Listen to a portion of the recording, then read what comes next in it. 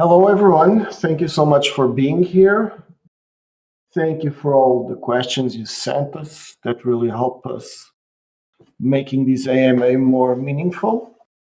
Let me start by introducing the persons that will enlighten us about all the questions. So I'll start with George, which is the Public Means CTO, and Alvaro from Community and Business Development. So hi, guys. Hello, you. Hello, great to be here, and thank you all for joining. There's a ton of questions and a lot of subjects and matters. So we'll start with the topic that's been more discussed over the last 2 months, which is the EARN program and the impact that the situation of Celsius had on it. And I don't know, George, you want to address and then we'll jump into the questions, or we'll just start with the questions and go from there? Yeah, let's just start with the questions and go from there. And Okay. I'll build then on top of that. We tried to curate the questions to the best of our capabilities. Some questions will overlap, so we won't go through every question, but they are all here. So we'll start with a comment from a user from here, Discord, that goes as correct me if I'm wrong. I have noticed changing in your strategy regarding the EARN program in the last AMA. You don't want to focus more regarding your strategy in EARN, but you want to emphasize more in public mint as general network, especially after the problem with Celsius. Well, first, thanks for asking the question. I'm not sure I said that, or if that's what it came across as, then I'm sorry, but we have not changed our strategy. EARN is still a very important component and continues to be even more so now, given the Celsius situation. But of course, EARN is built on the public mint network.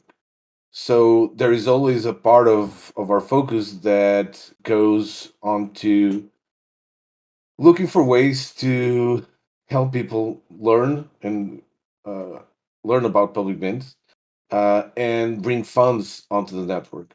Because as total value on the network grows, that's more value that can potentially move into EARN. And that's more people that can potentially find that EARN is a solution that allows them to reduce their risk and earn some yield, right? So it's not as if we're de-emphasizing EARN and emphasizing public network. It's just that the focus on public general network has always been there, and this is all part of creating an ecosystem that allows you to use dollars in similar ways as that you use crypto for. So expect that as we develop EARN, we'll also make other advancements in other things that are not just EARN.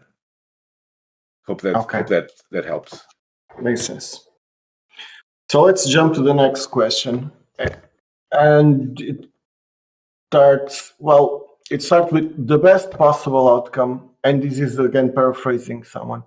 The best possible outcome would be obviously be having all those funds available for withdrawal. But we do have several backup plans in case that scenario does not come to fruition. And the question is, what are backup plans? What backup plans do we have? So I assume this is specifically about the funds The Celsius, the Celsius, yeah. So the one of the things is, of course, to continue to follow what happens with Celsius, what happens with its bankruptcy proceedings, and ultimately what happens with the funds that our users have there, right? So we'll focus on that and continue to advance that. There's not a lot of there's not a lot you can do if suddenly a company with 5 billion in assets goes under. No one is going to magically bring those dollars back up if they are all fully gone, fully spent, right?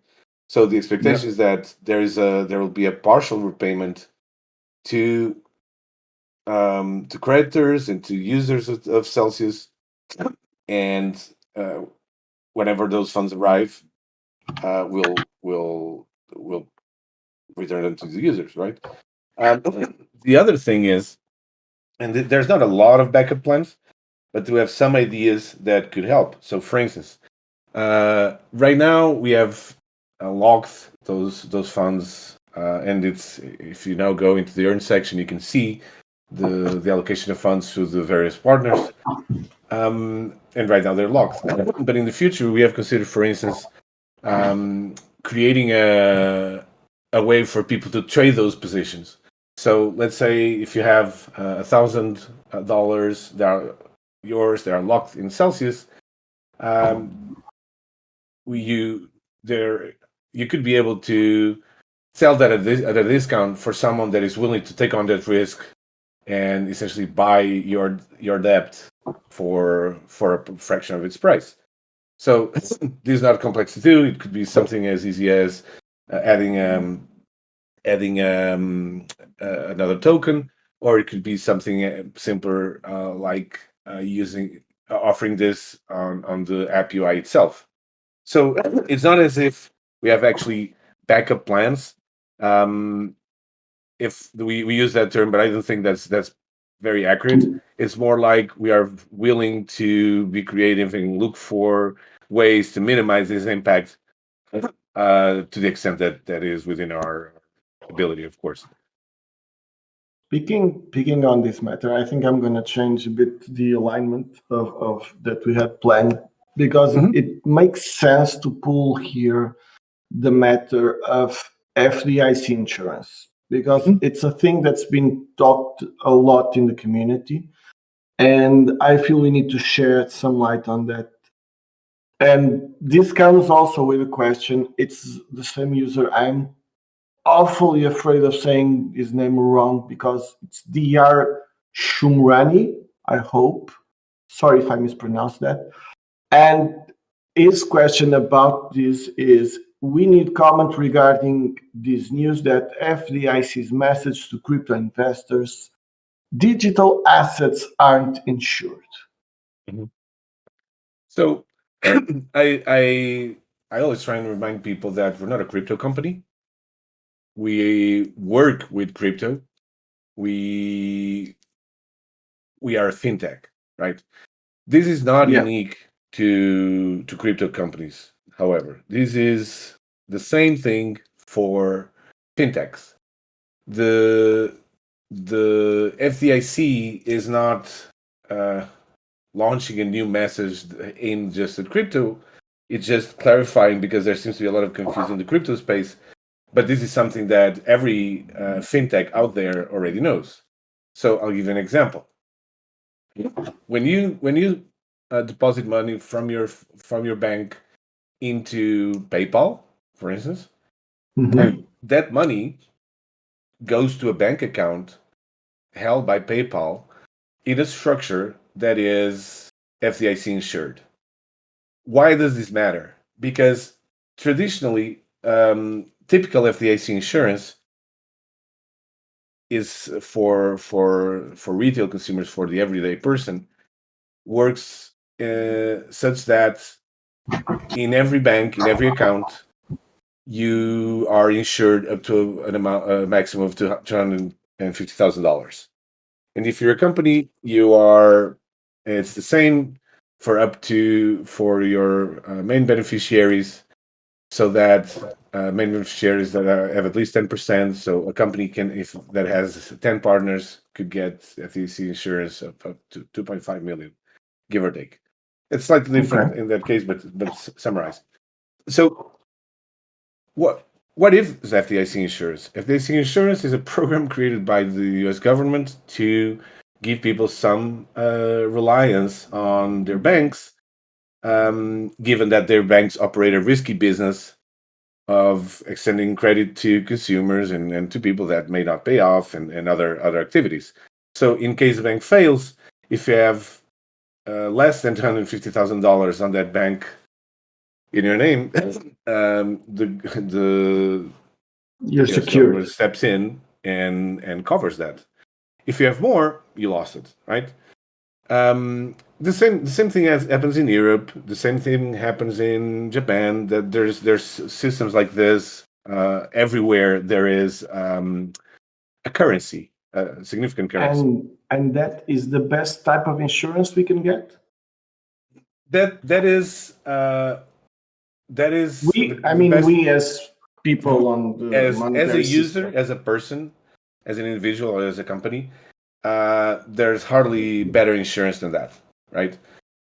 Whenever you are a fintech and you are creating accounts on behalf of users, you need a bank to accept doing that for you. Typically, what you do is you create accounts on a variety of banks and you spread the money around such that that money remains FDIC insured.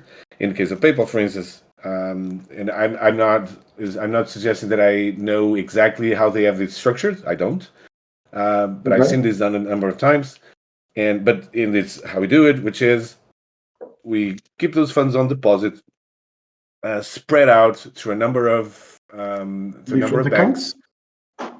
Yes, so that they remain FDIC insured. Now, the trick here and the important thing here is no company can say, only banks can say that their funds are FDIC insured. Until a certain limit. Yes, but that's typically what is implied. There's insurance always has a limit. There is no insurance in the world that will pay you all the money you have if you have lost. And if there was, you'd be paying for it. You wouldn't be making money; you'd be paying to insure your money. So the way the assumption is that FDIC insurance covers your funds up to $250,000. Now, the reason most people believe that this kind of insurance is kind of unlimited is because very few people have $250,000 in their bank account. And even fewer needed to use the FDIC insurance for sure. Yes, it's not something that happens frequently. In any case, the point is, your money may be FDIC insured, but the company that sits in between you and your money is not. And if that company collapses, well, in the case of Celsius, their structure was set up such that they claim the money is theirs, and and they claim that people depositing that money were ceding control of their money to them, which, in retrospect, seems like a really weird, really odd thing to do. So large companies like PayPal, for instance, and fintechs in general, are structured in a way where they have kind of a segment of the company that separates customer funds from operational funds, and they don't ever touch customer funds, which is exactly what we do, right? And it's what most companies operating in this space, well, not in this space, but in the fintech space, if they are operating properly, they do it. So that's the thing. People may tell you that your funds are FDIC insured, and they are, because at the end of the day, if they're in dollars, they're sitting in a bank account. There's no other place for those dollars to exist. All there is are layers on top of it that manage those funds differently. So in our case, when we talk about digital assets, well, we have the dollar on chain, and your dollars on chain are not FDIC insured in the sense that if you lose access to those tokens, well, they are FDIC insured in the bank. Let me retrace that. FDIC insurance. Yep. Let me add here. Source D added in the general chat. that FDIC applies to the US dollar period. Dollars deposited in a bank or financial institution. FDIC insurance does not apply when dollars are used in speculation. Well, that's, how can I put it? If you hand over dollars to a company like Celsius, and that company converts those dollars to crypto and then speculates with that crypto, that's not dollars anymore under the hood. They might tell you they are, but they're not, right? So they're not Right. keeping a one-to-one dollar somewhere. Yeah. If they are, FDIC insurance, what it does is protect you against the failure of a bank. That's all, right? It doesn't protect you against the failure of the company that you are interacting with. That's not what FDIC insurance is or does, right? Yeah.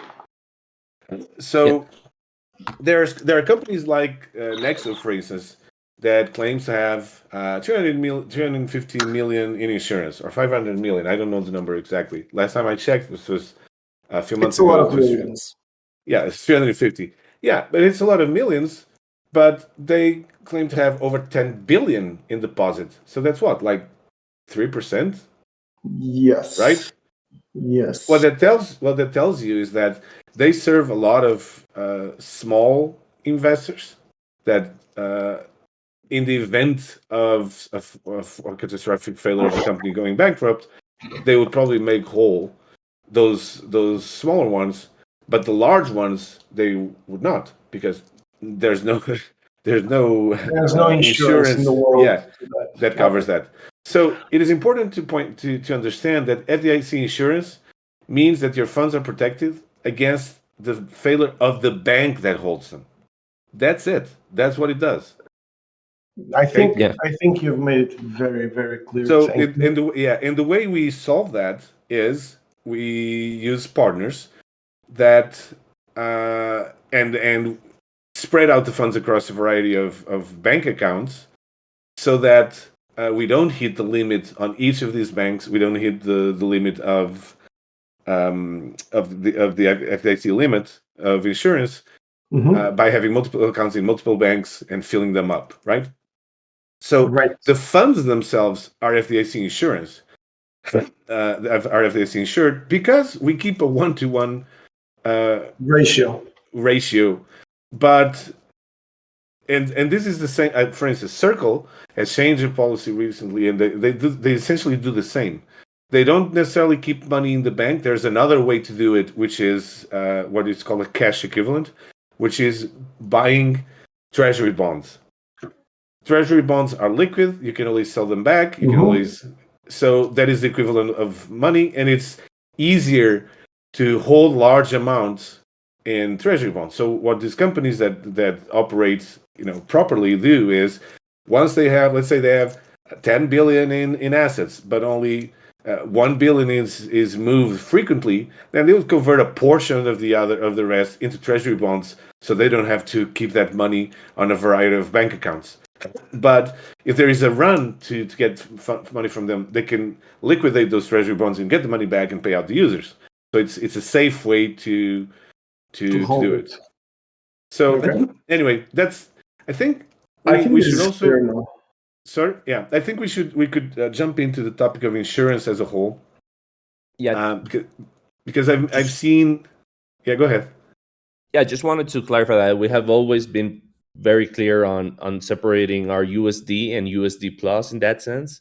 We have always mentioned that Earn is not FDIC insured because that money is spread across the partners, and is generating yield. So we can jump into insurance. Yeah. What I hope. Look, I'll say this. If you look at our white paper, you'll notice that the goal for us is to get to a point where it's the community making decisions on which partners to use. And I think the Celsius event will start opening up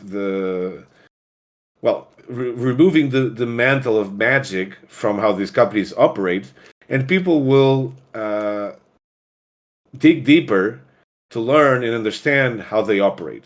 Because if a company is rehypothecizing your assets, and it's speculating with them, then those 8% or 10% that you seem to be getting on return on yield, so 8%, 10%, 12% APY, there's a lot of risk there, right? So there is a reckoning that came first with Terra and the Anchor protocol, now with Celsius. Before we launched Earn, there was a company called MyCred or Cred that also went down. So in the future, our expectation is that the quality of the partners that the Earn program uses will continue to increase, and those that show that are not as trustworthy or not operating as safely, the community will vote them out, right? And in addition to that, I can briefly speak about insurance for the Earn program itself. Reality is that until we have a volume in the tens of millions in that program, any attempt to insure it is extremely expensive, right? The running costs alone are prohibitive. Once you have significant money there, it generates enough APY, via APY, generates enough yield that a portion of it can be dedicated to pay for insurance. So I hope that handles the insurance topic. I think so. I think you were very clear, and you just touched a few other points in this last part of it, and let me drive this into the loyalty program, okay? So we have here a question that it's not really a question, it's a lot of affirmations of sentences. Not positive, but I think they deserve our attention. So it starts like this. All that has transpired I'm not going to read this by pieces because it's different pieces, they deserve different answers. All that has transpired in the past few months has brought about an inevitable review of earnings conditions, especially those relating to the loyalty program bonuses. However, regardless of any changes actually implemented, this is a subject that requires extensive planning and deep reflection.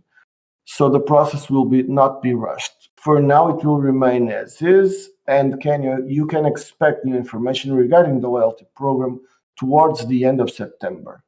What should we expect regarding the loyalty program? Right. So this is a statement we put out a few weeks back.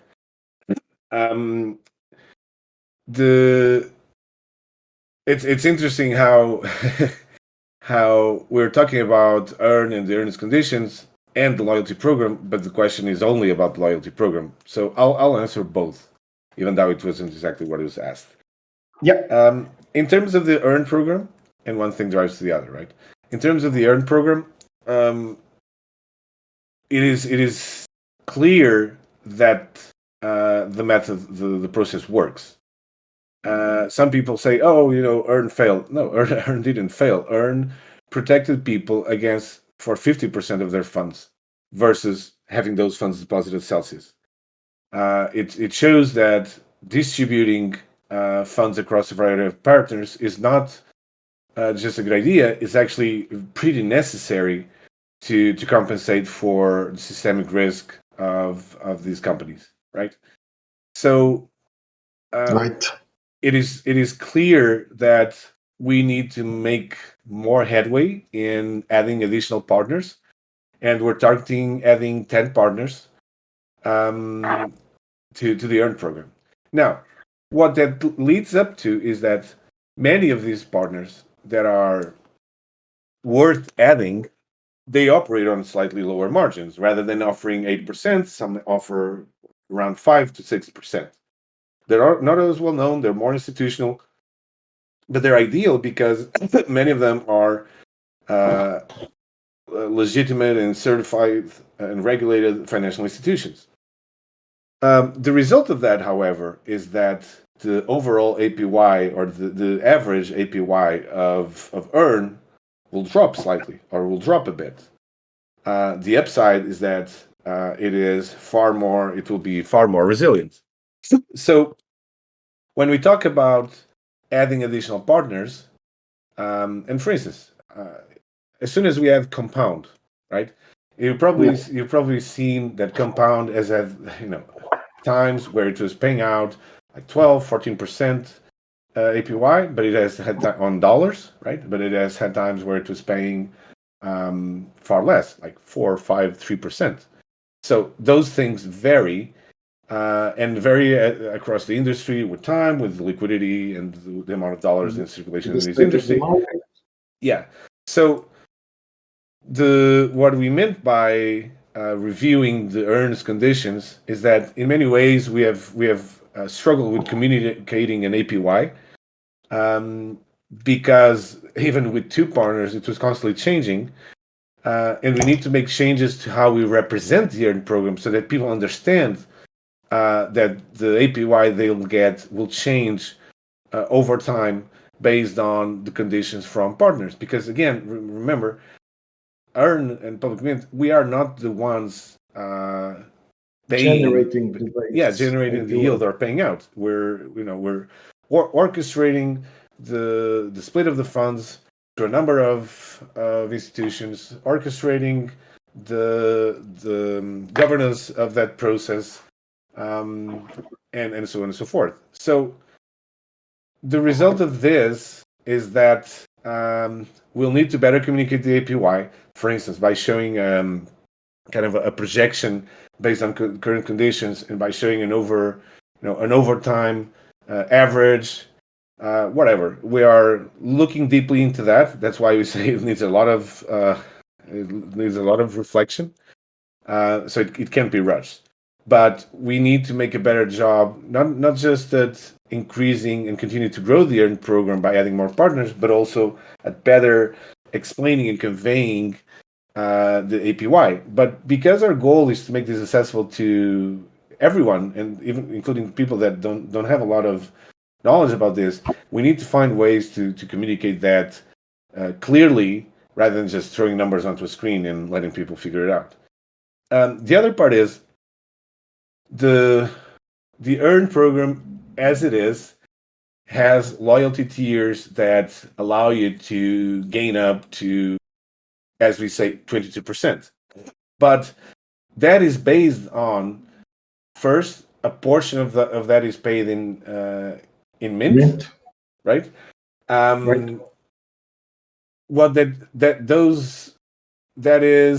assumes kind of baseline of around 8% from the dollar side of the Earn program from partners. But as that changes, so will our promise of up to 22%, right? In addition to that, the loyalty program over time will stop paying out as many tokens, because paying out as many tokens means we're introducing some tokens into the market.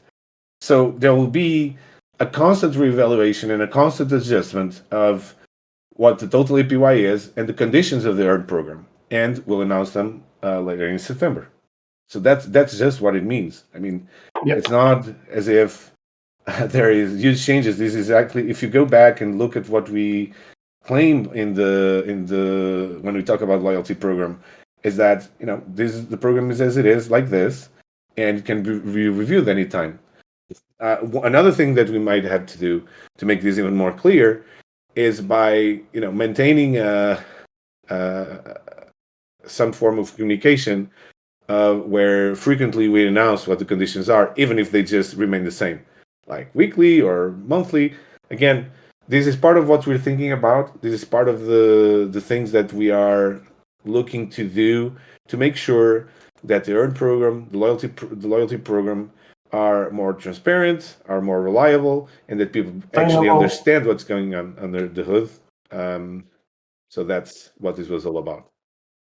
Okay. The next question is about the mint token.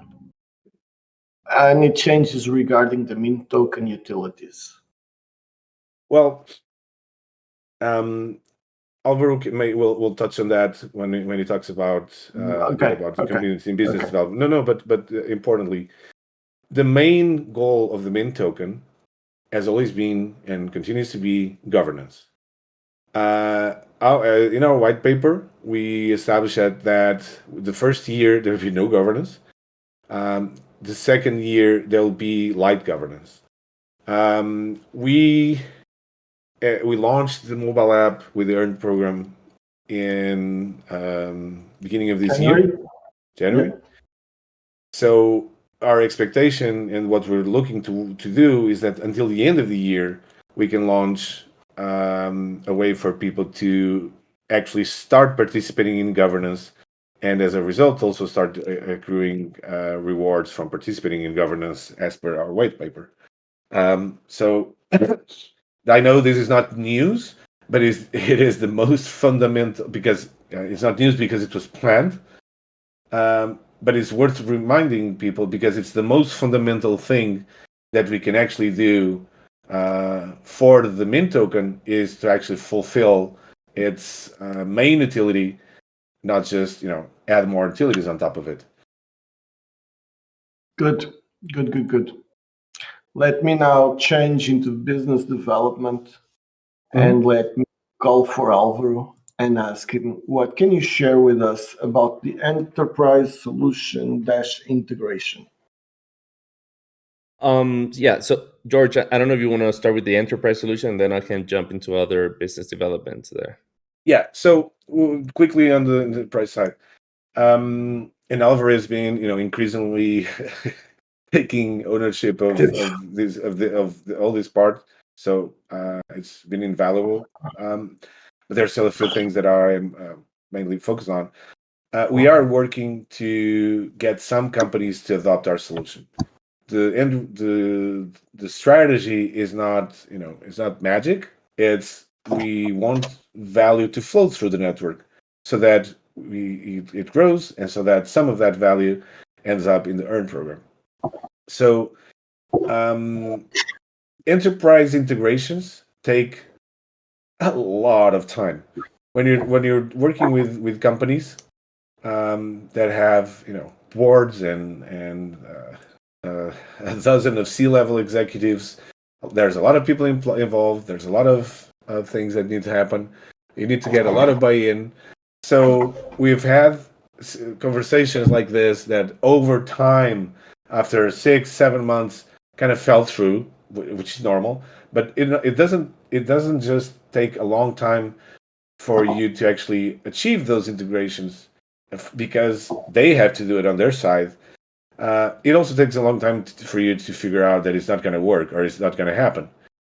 Typically because, let's say it's January 2022, and we approach a company, they show some interest, we start having conversations, and it will be, August by the time they say, sure, yeah, we want to do it. So we'll start in February next year. It's like, what? Whoa. Well, they already have all their development planned for the year. So it's not as if these things happen, quickly. In any case, we do have 2 companies that are integrating as we speak, but it can still be many months off, and we don't have any perspective of when that happens because it depends on their internal resources and whatever other urgencies come through. I do expect we'll have news by the end of the year that we can share with you guys. But no, we can't reveal who they are. We have NDAs. Don't ask. Don't tell. And the minute we can talk about it, we will. You'll be the first to know. And the story you lined out, I think it's important to say that has no correspondence with reality. It's just an example that you carved. So maybe Alvaro, you want to jump in? Yeah, definitely. So on the business development, we have been having conversation with different variety of projects in the crypto space, different solutions. We want to grow the ecosystem inside, the our public mint blockchain, which at the end will also benefit the Earn program. The more funds come into the network and all that, it benefits Earn too. Want to give a shout out to Source D, which is a community member that has also been connecting us to several projects. But just wanted to share with you, we are pursuing connections with the DEX, a couple of DEXs, to bring them on our network. We have plans to also potentially bring a launchpad to incentivize projects build on public mint. We also have other projects that I can't mention right now, but they're looking into our blockchain for our solution of handling USD on chain. They're very interested in that, and our projects that will handle a lot of value, that will bring a lot of value to the chain. So this is very also tied to the Mint token, because the idea is to bring governance to Mint token, not only for Earn, but also bring some type of governance to all these other apps or dApps living on our ecosystem. So think about maybe Mint holders voting for new projects being built on our network. Especially if we have if we're giving them a grant, as an incentive, then our token holders can vote which of this project will be the ones receiving it, which will be the one launching with the grant. And we can also they could be also benefited by these ideas of airdrops of these new projects, which helps decentralizing the new projects too. So we have a lot in mind and in plans for the Mint token and the ecosystem, and we are building towards that. It takes time. We're building relationships. We're looking for options, brainstorming on new products too. So yeah, that's what we have in plan. And also, if you wanna, if you know of a project that they're looking to deploy on a new chain, and you think our blockchain is a good option, you can send it our way. We'll contact them. We'll see how we can create this synergy. So yeah, just be sure You we're mentioned, building on it. yeah, you Yeah. mentioned something interesting. This community member of Source D is a good example, and he's not the only one. We've had a few other people that have pointed us to partners. He's just doing a lot of it, um, but it's a good example of rather taking responsibility for helping the project that you care about and that you've invested in, right? So if you are part of the community and you know of a company that could make use of public means services, put us in touch, you know. And maybe in a few months from now, we'll have a lot more to talk about. But the way this works in the crypto community is by people in the middle making connections. So um, that's I'm not putting the responsibility on anyone, but it does help if the community contribute to those efforts. Yeah, definitely. Because also, the projects, they're more interested when there's an active community. So when they see there's, a good response, a good community that's gonna jump into any new project, they will be more excited to just deploy on our network. So yeah, that's important. That's Alpha Victory. Yeah, definitely. Well, the next question, I think Alfred just answered it, which was what is being done to bring in developers to build on public mint. Don't know if you want to add something about this. Yeah, well, as I mentioned, we are looking into grants. Right now, we are in a case by case, doing it on a case by case. But we do want to establish some kind of program. Most likely, will be done via the Launchpad platform that we are looking into having built on the blockchain. That will definitely help. to bring new projects into the ecosystem. Also, something that it's been you know discussed internally is having in the future, integrating this new platform somehow into the wallet, or just having a closer relationship with these projects, if they're already supported by us in a sense. So those are things that will help them decide to deploy in our network, because it will give them exposure to our community directly on our platform, and not just living out there, just that closer relationship. So just Of want to course. put that there, so you know that we have been planning on this. Yeah. So I'm not sure how to address the next question, but I think it's for George. What's the source of public means revenue, and how are you able to fund the development? Well, we did do a fundraise of around 6 million over, I would say, a year and a half ago. Right, more than a year and a half, so it was February. And we are funded to continue to operate for uh, at different rates. So the longer we go, there'll be a point where we need to enter kind of a more reduced pace of development. But we are funded to continue operating in that manner for till the end of next year, I would say. But obviously, if we want to continue growing, continue development, we will be doing further rounds of investment. Right now, we are in an investment round and talking to investors. We have one investor I can't reveal that has already made some commitments. But this is not a crypto play. This is a play for as a fintech, selling shares of the company, which Yeah. we haven't done in so far. So it is not common for a company to be, to launch in 2018, and it's 2023, and we have not had the need to launch, to raise funds, because we funded it ourselves, Halsey and I, mainly Halsey, and then we did a fundraise, right, for the Earth program. So there will come a point where we need to do another round of investment. We're starting ahead so that we can do it.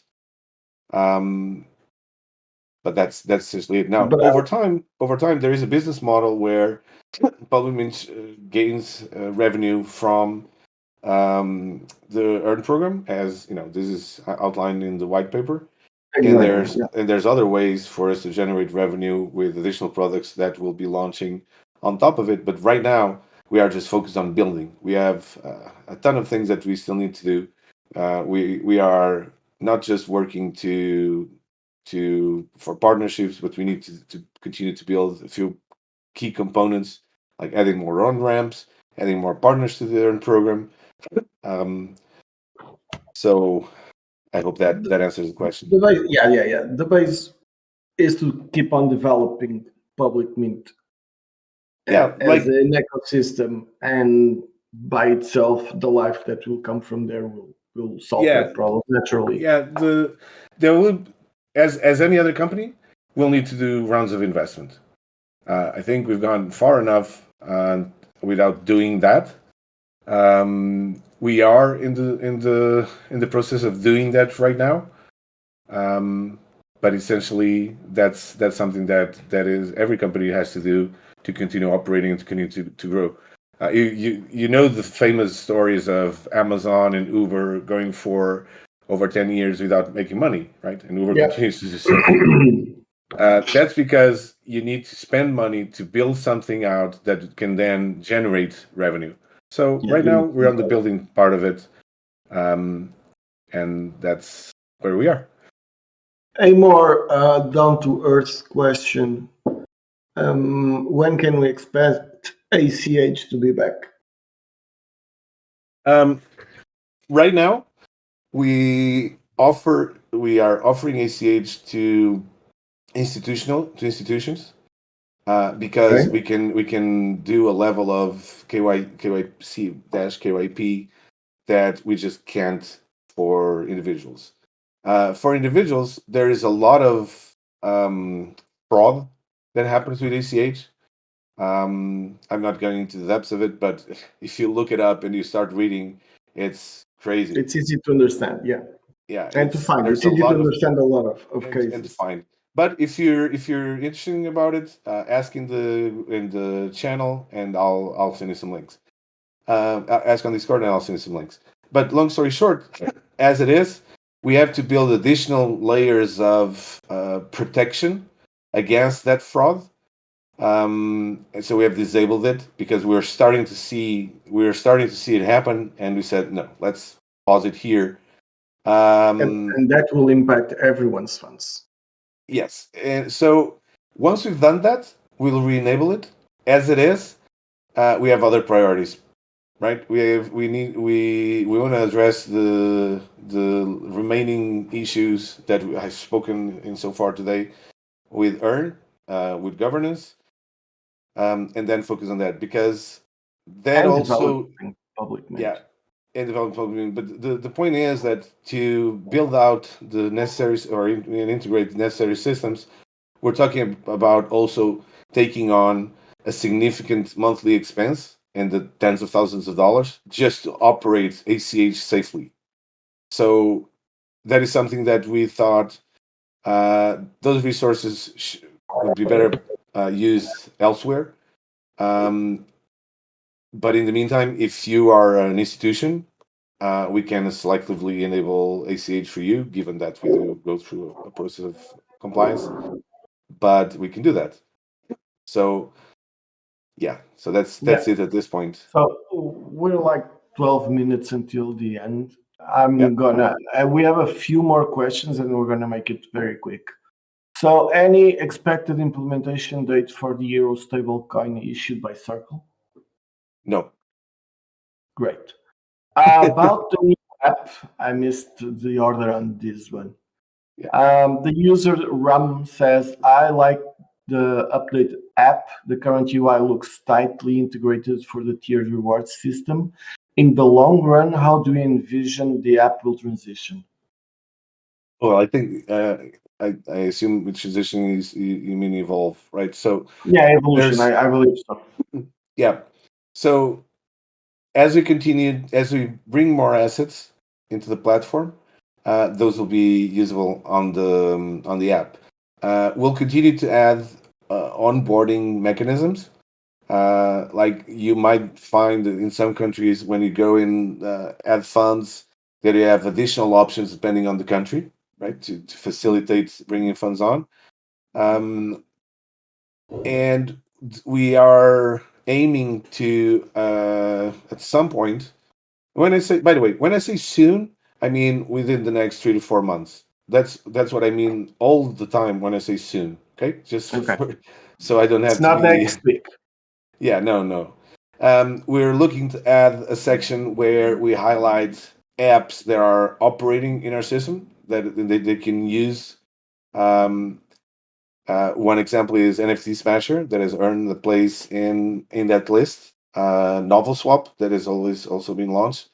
Those should be accessible from within the mobile app, right? So, Okay. or at least linked to, right? But it's always a little bit more complex than that because they need to access the wallet on mobile. So right now that implies some complexities, some technical complexities to make these integrations. Otherwise, this app section will just be a fancy place for banners, and we would like to work on something a little bit more integrated, so you don't have to re-authenticate or do a number of those things. Make it functional. Yeah, make it more functional. So that is part of the future, which is starting to show and bring up to the surface other apps that are operating in the public mint ecosystem, so that people have other things they can do with their funds and with their money on public mints. Okay, great. I think it's a good picture of the future. So now, for finalizing, we have a battery of questions about the central bank digital coin, the CBDC. Okay. How can CBDCs leverage on public mint protocol? Okay, so I'll do an answer. You can probably skip the other questions because I'll try to Okay, paint just make a more big, complete, big yeah, answer about a it. more complete picture. Yeah. So, uh, first and foremost, we're talking about um, public mint is currently focused on dollars, right? Mm-hmm. If there was another CBD, a functional CBDC out there that is already in the hands of retail people in retail. When I say people in retail, it's called retail consumers, which are normal people like us and not large institutions or banks. In the US, it's still not clear how that will operate, particularly because the dollars that people use are not the dollars that the Treasury issues, right? The Federal Reserve issues or Treasury. Um, they are commercial bank dollars, which means they carry the risk because out of those dollars, only 17% actually exist in actual dollars. The rest is billed out by banks, right? When you deposit $1,000, they have the right to loan that out about 5 times. So when you deposit $1,000, the bank may get to a point where they have 6,000 in their balance sheet. So those dollars end up operating on the economy, and it's unclear how will the central bank issue a CBDC. Likely it will have to be done through banks, so the banks would be the ones actually issuing that, and that's incredibly complex. In any case, if there is a CBDC operating in a currency that public mint is focused on, then we'll just accept it as deposit, and we'll allow people to bring that money in, send that money out, bring that money in with CBDC, send money out as USDC. Right now, it's a little unclear how that will work because CBDCs are still mostly a mirage, right? I know there's a few smaller countries that have launched something that could be called a CBDC, but right now it's still not a reality that we can address. As soon as it becomes real, we'll incorporate it to the best of our ability into public mint, and that's all I can say right now. Okay, thank you. Does anyone want to give it a last call shot for a question in the general channel? Maybe we can address it. We have a few more minutes. Or George and Alvaro, if you want to approach any other subject that we might be missing.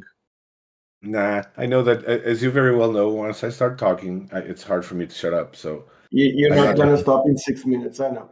exactly, and I have a meeting I have to attend it in 6 minutes. So Then Well, thank just you. want to mention that I think we kind of missed it, but we are integrating a new funding mechanism, a new partner that will enable us. We'll start with Latin America, and that's going to be happening relatively soon, maybe sooner than sooner George. than Soon, George, exactly. Sooner than George The is other soon. type of soon.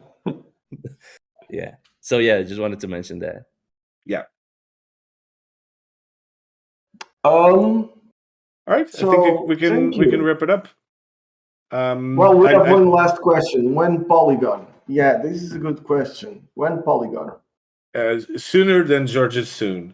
Very soon. Yeah, I think we Very can amazing. say soon. very soon. Very, very soon. Yeah. Hold on. If by when Polygon, you're asking when can you are you able to send dollars to Polygon, as you can now to Algorand and other blockchains, that's very soon. Yeah, that's We're in what the we process request. we're in the process of adding that. Last time it was less than 4 weeks, and I'm sure it depends on the calendar. No, it's very It might soon. it will come out in the next 2 updates, I believe. App update. We do bi-weekly sprints, so typically we do an update every 2 weeks. Sometimes we skip if there's nothing significant, but it normally is. But